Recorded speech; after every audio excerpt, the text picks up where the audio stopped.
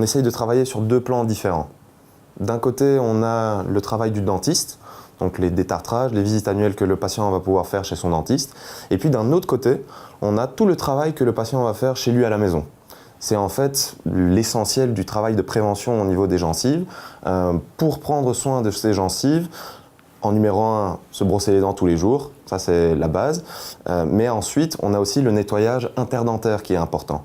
Donc tout le nettoyage qui va se faire après le brossage avec du fil dentaire, avec des brossettes interdentaires, va être essentiel pour prévenir tout ce qui est apparition des maladies parodontales.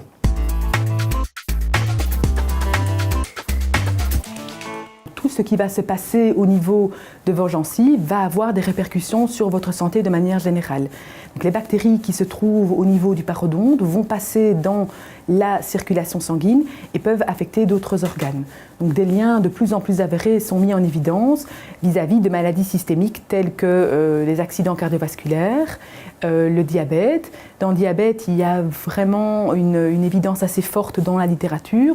Donc, une maladie parodontale va influencer négativement un diabète et un diabète va être également un facteur de risque de développer une maladie parodontale. Il y a également des complications systémiques auxquelles on pense moins, qui concernent surtout les femmes enceintes. Les femmes enceintes qui ont une maladie parodontale peuvent présenter un risque plus important d'avoir des accidents durant leur grossesse, que ce soit un bébé avec un faible poids à la naissance ou des naissances prématurées. Il y a également toutes les maladies ostéo-articulaires, notamment la polyarthrite rhumatoïde aiguë et autres qui sont en fait liées, qui peuvent être compliquées par une maladie parodontale. Donc il y a un réel intérêt de santé publique de prendre en soin ces gencives parce que cela ne se limite pas uniquement à ce qui se passe autour de vos dents.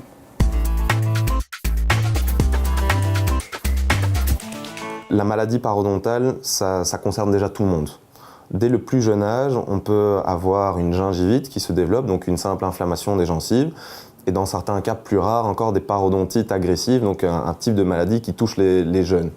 La majorité des patients qu'on soigne en parodontologie sont quand même des personnes un petit peu plus âgées, donc au-delà de 40 ans, qui ont été déjà sujettes à l'exposition aux facteurs de risque de la maladie parodontale et qui vont être traités alors du coup pour leur parodontite.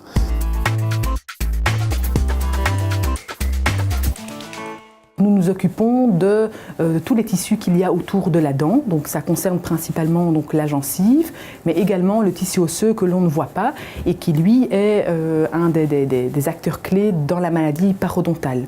Donc ce sont des études, c'est un master complémentaire qui dure 3 ans après la dentisterie et qui donne accès donc, au titre particulier de dentiste spécialiste en parodontologie. On ne s'arrête pas uniquement qu'au tissu mou et au tissu osseux, donc on traite toutes les maladies buccales, mais on s'intéresse également à la chirurgie orale et aux implants dentaires, donc ça fait partie également de nos domaines de compétences.